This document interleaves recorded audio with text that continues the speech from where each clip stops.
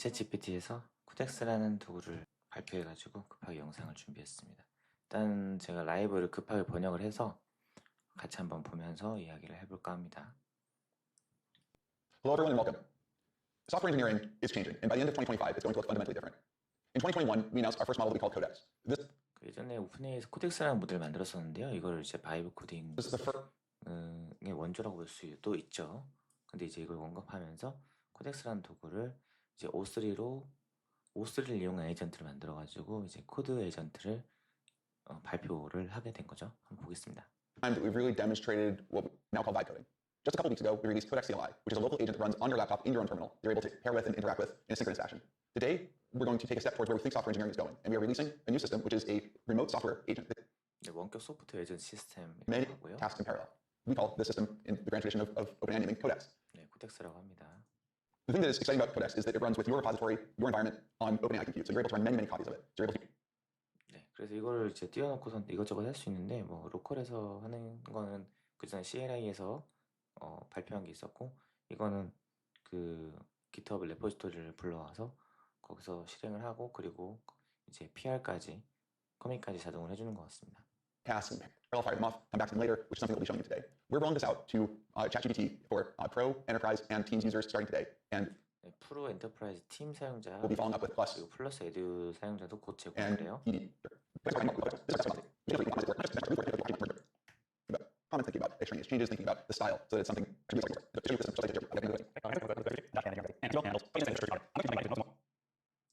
So normally you have to connect your GitHub account. I've already 네, GitHub 계정 연결하고요. like frontier evals are really about agents. So I'm just going to be using that environment, and then I'm greeted with 3 tasks that we believe are good to 그러면 3가지 과제가 주어진다고 하네요. start it with on any repo. The first one is an ask. 네, 그 코드를 읽고 이해하는 능력 SQ죠. Ask, which just ask the code agent. 그다음에 버그를 찾아 수정하는 거죠. Most of the repos, as you all know,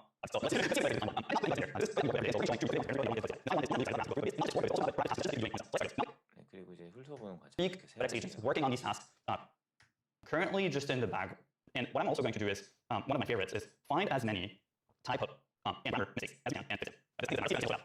And the task just before this, before we're going to jump on this, where I asked something quite interesting to the Codex agent. I ask it about one of my goals. I say, my code base wants I want it to be maintainable and bug-free.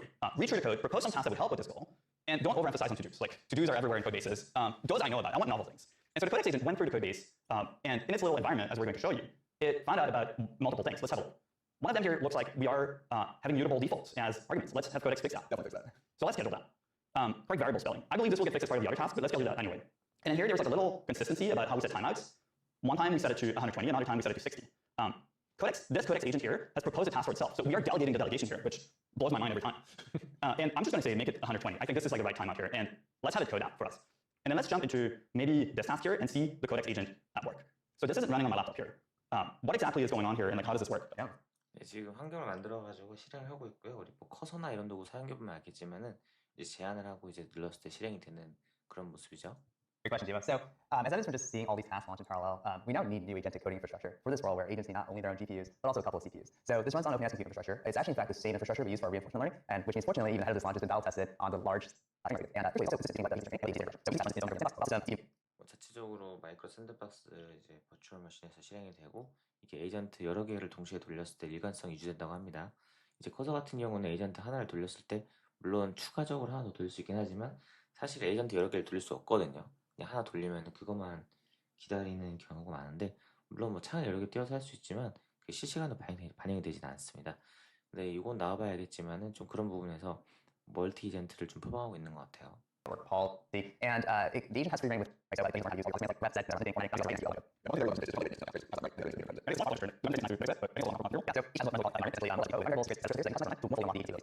여기서 이제 강학습의 원리를 사용했다고 하는데 뭐 PPO도 등장하고 뭐 그런 것 같습니다.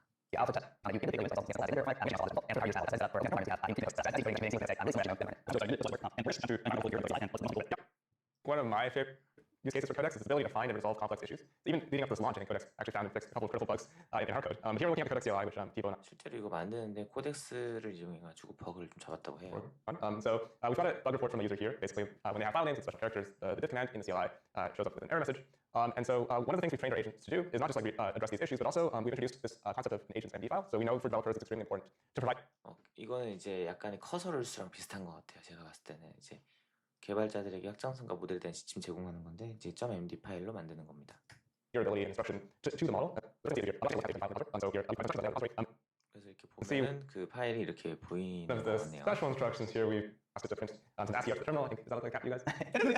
It's a different cat every time. It passes my cat test. Yeah, pretty good. And then I think we also saw above that basically we've also told it, here's the TypeScript part of the repo in the Codex CLI, and along with some instructions on how to run tests here, which is pretty important for the agent. So one of the cool things about the way we train these models with end-to-end reinforcement learning, they not just write code, but they also know how to navigate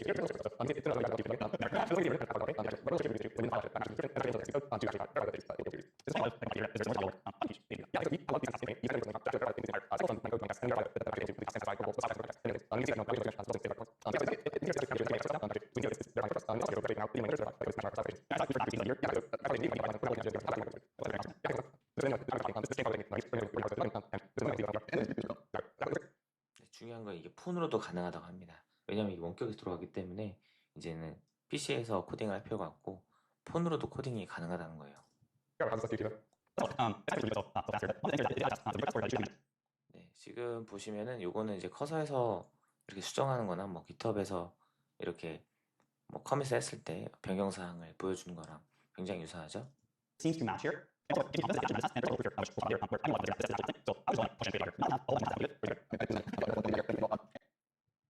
I think that what this system in my mind shows is that we're moving beyond thinking of our AI systems as just language models, right? That we're really building systems around them. So it's not just about the core AI intelligence. It's really about what tools it has access to, the environment that it's able to operate within, the kinds of sort of real world, conditions that it's been trained to be exposed to. It's starting to feel much more like the interface that we're going to see for a real AGI. Still much more to build, but it's starting to feel like it has the right form factor. And so here to tell you more about how we build the system are more members of the team.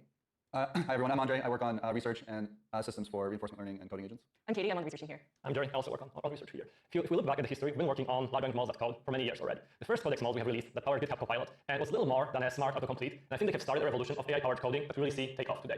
Since then, we've worked on a lot of things. We've improved every layer of our pre-training stack to make our models really, really great at all kinds of programming tasks. At the moment GPT-4 was released, it was by far the best programming model in the world. We've also constantly iterated on our post-training recipe to make the models in ChatGPT really great at answering users' programming-related questions. Every day, millions of users use ChatGPT to accelerate their work. However, working with LLMs on programming-related projects still feels pretty clunky. It does require a lot of hand-holding and context switching. 네, 지금 LLM을 이용해서 코딩하는 걸 많이 하고 있는데 좀 번거롭다는 거예요. 또 환경이나 이런 부분에서. 근데 이제 강학습의 기법을 이용해서 스케일링 업을 했다고 그렇게 얘기하고 있습니다. I believe the current paradigm of scaling up reinforcement learning finally can take us to the place where we can automate larger chunks of work, where our models can work on, where we can tell them what we want to do, not necessarily how, and they can work for extended period of time on the task for a user on a real production code base. Even more importantly, the infrastructure that we're opening up for it is perfectly scalable. It doesn't run on your laptop, it runs on the cloud. At a single push of a button, you can spin out 1 agent, 10 agents, or 10,000 agents. 그래서 지금 핵심인데 에이전트가 되게 여러 개를 동시에 생성할 수 있고 그게 동시에 돌아간다. 이런 얘기를 하고 있어요. 물론 얘네들이 컴퓨팅 자원을 얼마나 쓸 수 있는지 모르겠는데 일단 여기서는 이렇게 얘기하고 있으니까 한번 두고 봐야겠죠. On demand AI-powered force multiplier, and you are seeing really great results of it internally. Cool, so I get to do part of the demo that is probably the most unlucky where I'm not 데모 굉장히 떨리는데 한번 off 보겠습니다. any tasks. I'm going to task that where anywhere the past few years, where I'm going to rather than it doesn't more important for So I'll take most of my tasks. So let's do that here. On the right, we have the actual code output produced by the model. When we look at code and when you review code, you might look for things like, like having sensible changes, doing exactly what the PR description said, and not having extra changes. We don't want extra comments littered throughout your code. This is feedback that we've heard about our models before. And so something that we really focused on was like having good code quality and style so that code is easier to review. Another thing that we really focused on here was interpretability and verifiable output. 네, 인공지능을 이용해서 코드를 짜면은 이게 재현성이 좀 부족하고 이제 해석이 잘 안 되는 문제가 또 있을 수 있는데 여기에서 이제 그런 부분들을 한번 확인을 해보는 거죠. 왼쪽에 이제 서머리랑 테스팅 이런 것들이 나와 있는데 실제 코드랑 비교해보면서 어떻게 구성을 했는지 이런 것들 알려주는 겁니다. So on the left side here, we have a model-generated summary of exactly what it did. Right here, it added an import for this function. It tells you what it's doing and why it's doing it, and it shows you in this citation view exactly the code that I was referencing when it's talking about what it did. And then in the testing section here, the model actually ran a test that it was told to run in the agents.md file. But beyond just actually running the test, the model actually reports whether the test passed or failed. And in this case, you can see exactly where in the 네, 들어가서 보면은 어디서 실행했는지도 볼 수 있죠. log the test was run, and you can see and verify that it succeeded. Let's take a look at one more task.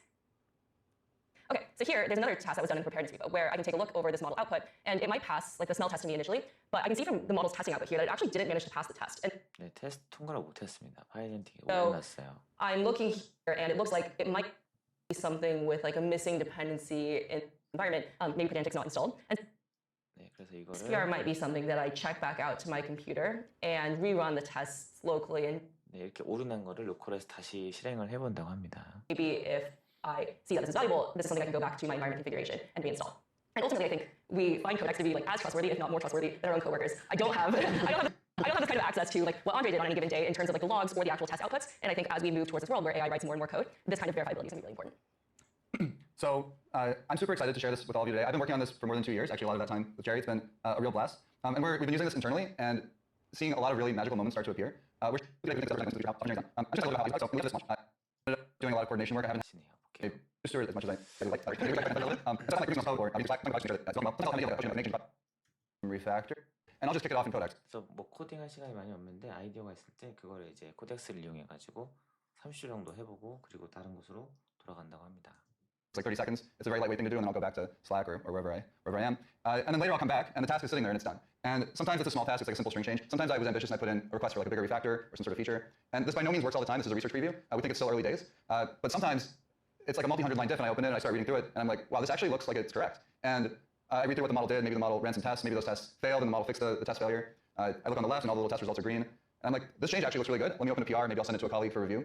Maybe they'll approve it, and we'll merge it, and it lands in the code base. And then I take a step back, and I realize I just landed like a non-trivial change, like a large change, often in our code base, and that branch never even hit my laptop. It was just something that happened completely through this interaction with an async delegation to one of these agents. And when that works, it's really a magical moment, and it's really amazing. And when I talk to other colleagues, they're using the product too, and they're using it in different ways. And they're having magical moments and magical interactions with it of their own. And you can see some of those stories in the videos that we're linking from the blog associated with this release. So that's all very exciting to see, but what I'm most excited about is to share this with all of you today and see what you all do with it. 여기 블로그 얘기를 하고 있는데 블로그가 보니까 여기 이쪽에 네, 실제로 이 부분들이 좀 나와 있습니다. 자, 코덱스가 작동하는 방식은 인간과는 다른 점이 있다고 합니다. And so it really means that you get much more out of it if you start thinking of it as not just a static tool that you just use like just without having to build expertise. But if you really optimize your code base around what it can do, you start like honestly most of what Codex benefits from is just what is good. 그래서 이제 뭐 어떻게 할 건지 구체적으로 그 지침을 주어야 이제 작동한다 뭐 이런 얘기를 하고 있는 것 같아요. Engineering practices 예, 코드 베이스 뭐 그리고 in terms 작동 방식이나 of modular code bases with good tests and 그런 얘기 하고 있습니다. like that, you're able to just move so fast. And we've seen that happen internally with many people at OpenAI.